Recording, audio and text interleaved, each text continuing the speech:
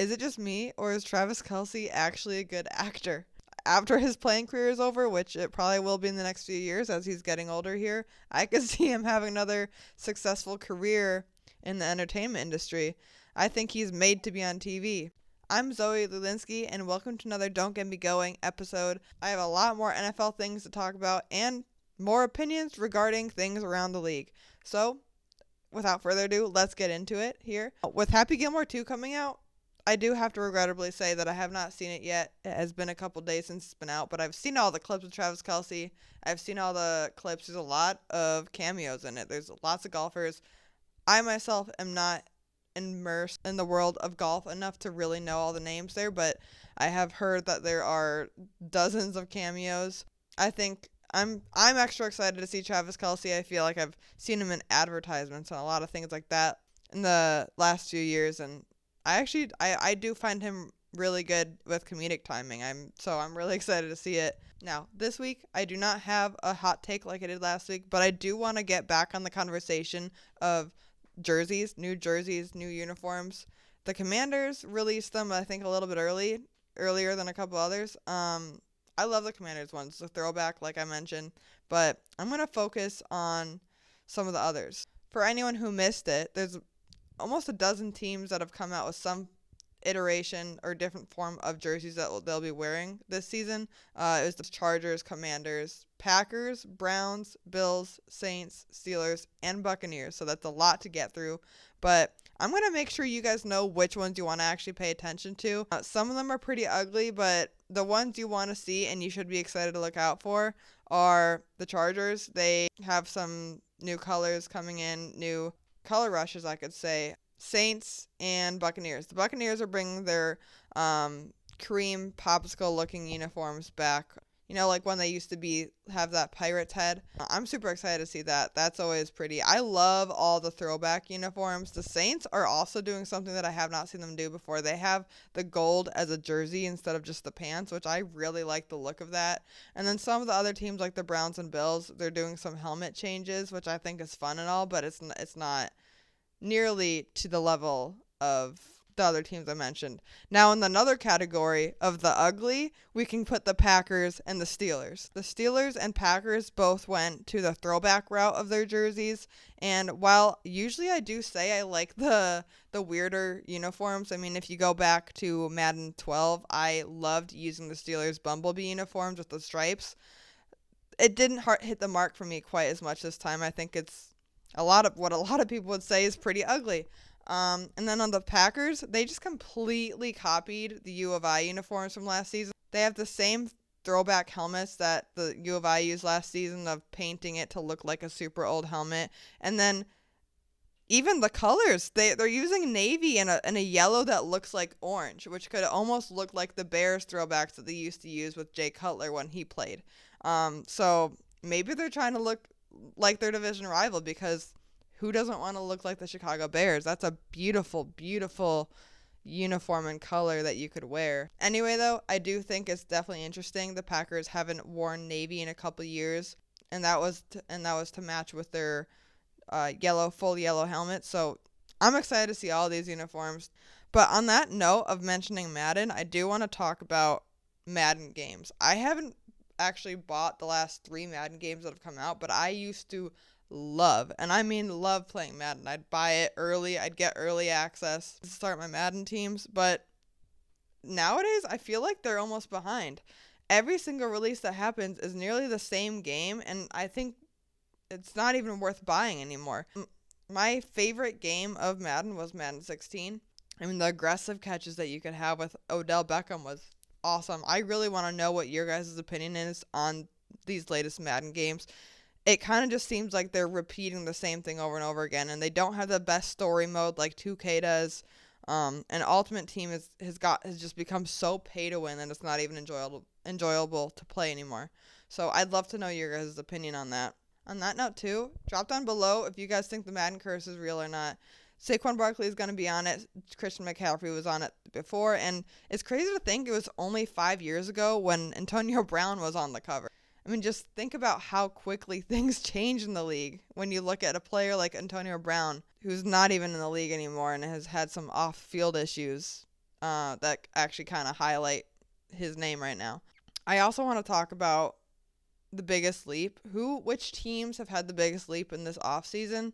You could really go multiple ways. The Bears, Raiders, and Patriots, from what I've seen, have highlighted a lot of people's lists, and I kind of have to agree. The Bears were 5-12 last season and completely revamped their offensive line. So much so that Pro Football Focus has them listed at number 4. And last season, they very much struggled. Caleb Williams was a rookie last season, and he was sacked the most times out of anybody, and I'm pretty sure he even set a record for how many times a quarterback was sacked. So it's really important that they improved that. They also got a couple more options on offense and wide receiver Luther Burden and tight end Colson Loveland. Those are just rookies as well. Their biggest concern is defensive line. But in my opinion, the Bears team was already very good on paper. They had a lot of weapons for Caleb Williams last season. The only thing holding them back was the coach. So I think the Raiders and Patriots have actually done a very great job at improving their team. So I do think the Patriots improved their team the most this offseason. I think a lot of that can be attributed to the amount of cap space they had. They had a lot of money to spend this offseason, and they had a lot of veteran additions. I think the biggest one you can mention is Stephon Diggs. He's a veteran. He has a lot of experience in both the playoffs and regular season, has experience with a lot of different quarterbacks. He helped Josh Allen in many ways, being that star receiver for him on the Bills when he was still developing. And I think, yes, he's older, out of his prime, but he could still be that reliable guy for Drake May as he's going into his second season.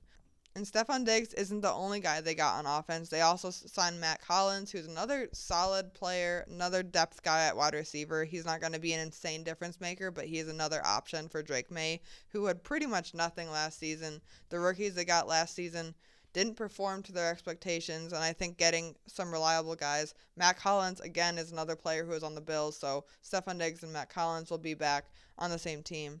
2 reliable options for Drake May. And then they also drafted Travion Henderson at running back, who's going to pair up with Ramondre Stevenson. That's another good duo. If you don't remember, Ramondre Stevenson was one of the top running backs in the league a couple of years ago in terms of fantasy points, at least, if you want to look at it that way. But fantasy points translate to success on the field with touchdowns and yardage. So in terms of running backs, Ramondre Stevenson did have a really good season a couple years ago. He is getting a little bit older, so we'll see how he'll keep it up. I really like seeing Travion Henderson being added for Drake May and the Patriots offense. And we don't want to forget mentioning Mike Vrabel, who's one of the best coaches coming out of this offseason.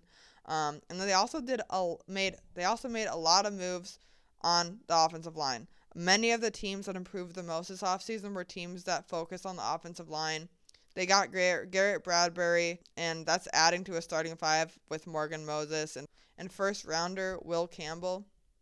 So they added veteran players on the offensive line and got the best, in my opinion, offensive lineman in the draft. So I feel like the Patriots did the most this offseason to put Drake May in a position to succeed compared to where they were last season. Caleb Williams had a lot of help last season in terms of talent around him.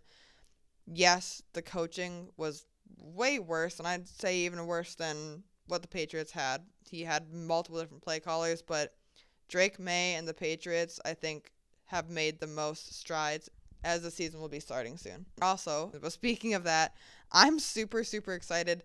NFL football is back. Other than 1 weekend between the preseason and regular season, we'll have football all the way until around January. So I'm super excited. The NFL Hall of Fame game has the Lions and Chargers playing in it.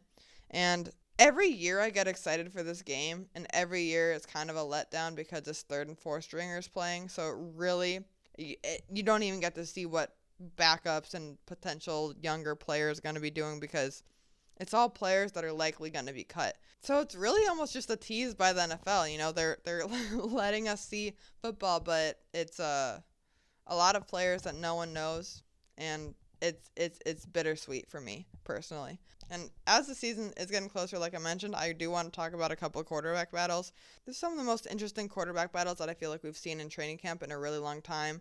The Browns have 5 quarterbacks that they're having compete for a starting spot, and I do think Joe Flacco has the edge. I think he's just about 40 years old. He has the most experience, and every time he's played for the Browns, he's kind of given that team a jump start. He also has some of the most knowledge on that Browns team. He's played for them already. Deshaun Watson's going to be injured still, I think, heading into the season. And then Shador Sanders and Dylan Gabriel are both rookies. Kenny Pickett, to me, is the odd one out for sure. They traded for him last season, at the end of last season, which is just a little strange after drafting 2 more quarterbacks and they just have so many quarterbacks on the roster. Deshaun Watson is taking up so much money, and he has no trade value. I did hear that they're going to be trying to get rid of one of them, and to me, like I said, Kenny Pickett is really just the odd one out there. Because you don't want to get rid of one of these rookie quarterbacks who I think have potential to start somewhere in the league. Both of them do. Dylan Gabriel and Shador Sanders, from what I've heard, have had a pretty solid camp so far.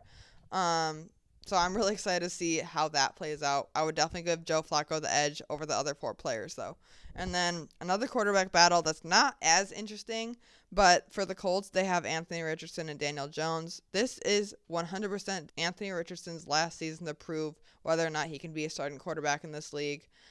He's had injury-prone issues these last few seasons and is just wildly inconsistent. He has some of the best arm talent, I think, in the league. I mean, you can see him throw it at least like over 50 yards with ease, but he's just so inaccurate with the ball, and he's also super athletic. He runs the ball like Cam Newton. So he has potential, and he showed his potential actually in his rookie season before he got injured. But since then, it's kind of just been inconsistent play, and it's hard to predict where he goes from here. Daniel Jones, though, is also another solid option as a backup.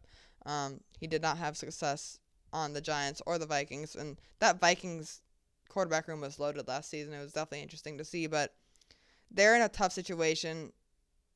I honestly don't think you can go wrong with either. I'd say they should start Anthony Richardson first, though, as you know, this is his final chance to prove anything, and then maybe add another option next season in the draft or anything there if it doesn't work out with Anthony Richardson. But I think one of the worst teams in the league right now in terms of signing situations are the Bengals. The Bengals have spent almost all of their money on offense on 2 wide receivers, Jamar Chase and T. Higgins. And don't get me wrong, they're both great. T. Higgins is a number 1 wide receiver on any other team. He just happens to be playing behind Jamar Chase, who's one of the best receivers in the league. But I don't understand why they're paying that much on offense when they're going to have the worst defense in the league this upcoming season. Their star player, Trey Hendrickson, is in Arizona, I'm pretty sure, or Florida. I don't remember. His story, he posted on his story as training camp started that he's not even in the same state as the team he plays for, as he's looking for a new contract or just to get out of that team in general. I can't imagine being a fan of the Bengals and just continuously seeing the decisions some of these teams make. It's definitely interesting to see. And then lastly, I do just want to talk about worst to first. I mentioned who I think improved the most this offseason, and that's the Patriots, but I did mention the Raiders and the Bears in there. And for context, in the NFC, the 49ers, Bears, and Saints and Giants were the 4 teams that finished last in their respective divisions. In the AFC, the Raiders, Titans, Browns, and Patriots were the ones to finish last. I can immediately cross out the Titans, Browns, Patriots, and Raiders. I don't think the Browns stand any chance at all against a team like the Ravens, and I think the Steelers and their improvements they've made, and the Bengals, even with they could literally have the Bengals can have the number 1 offense and the worst defense next season. The Browns stand no chance against any of those 3 teams. I think they're going to finish last in the season. Again, Patriots don't stand a chance against the Bills. Titans, that's technically a debatable division, but I do still think the Titans have a lot of room to grow as they have a rookie quarterback. I just don't think they can be in a conversation to be division winners quite yet at all. And then the Raiders, they're in a division with the Chargers, Chiefs, and Broncos. All 3 teams were competing for playoff spots, and the Chiefs were in the Super Bowl last season. Giants, again, like these other teams I mentioned, are just not going to be able to compete with the Commanders, and Eagles and the Cowboys are also even up there in competition. So that's another team you can rule out. And then the Saints, lastly, before I get into the teams that I think can actually make a possible impact on being worst to first, or the Saints, in my opinion, are the worst team in the league. They drafted a rookie quarterback in Tyler Schaff, who I think they overdrafted him at number 40, with players like Dylan Gabriel and Shador Sanders still there that the Browns ended up taking. He's almost 26, and he's going to be in a quarterback battle with Spencer Rattler. And if I was a Saints fan, I would not want either of them to start for my team. I just don't think any of them are going to be that impactful. It's also a very much aging team and has a coach in Kellen Moore who I think is one of the on the lower end of new coaching hires other than the Cowboys. And they also finished 5-12 last season. Most of these teams that finished in last place were between 3 to 5 wins, and they finished last place in a division that was 9-8 last season. So they were last place in a pretty average division. I mean, I just don't really see them making many more strides when they have an aging team, a team with offensive weapons who are very inconsistently playing. Chris Olave, when he's in, is a pretty solid option, but he's a low-end one due to all the injuries he gets. He's had multiple concussions so far in his playing career, and he just can't be relied on. Alvin Kamara's getting a bit older. I think it's just a little hard for a rookie quarterback in Tyler Schaff to have success on that team right now. The two teams I do think stand a chance at being worse to first are the Bears and 49ers, and I do have to give that title to the 49ers just because of how hard the Bears division is going to be. I've talked about them numerous times already. They got, in my opinion, the best new coach of this offseason in Ben Johnson. They also have a lot of weapons around Caleb Williams, and actually a pretty solid defense as well, and a very good defensive coach in Dennis Allen. But the 49ers are in a division that I think is obtainable. They honestly are getting a lot of their players back with Christian McCaffrey, Fred Warner, George Kittle, Brock Purdy. They have all these guys again that they just made the Super Bowl in a couple years ago.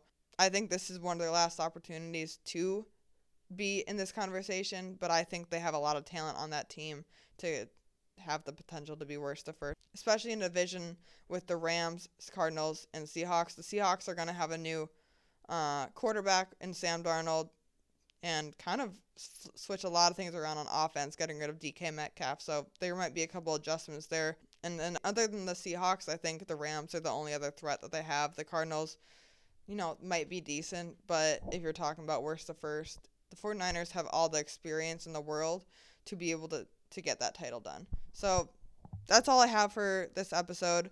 Let me know if there's any other topics you want me to cover. Thank you for listening, and I'll see you guys next time.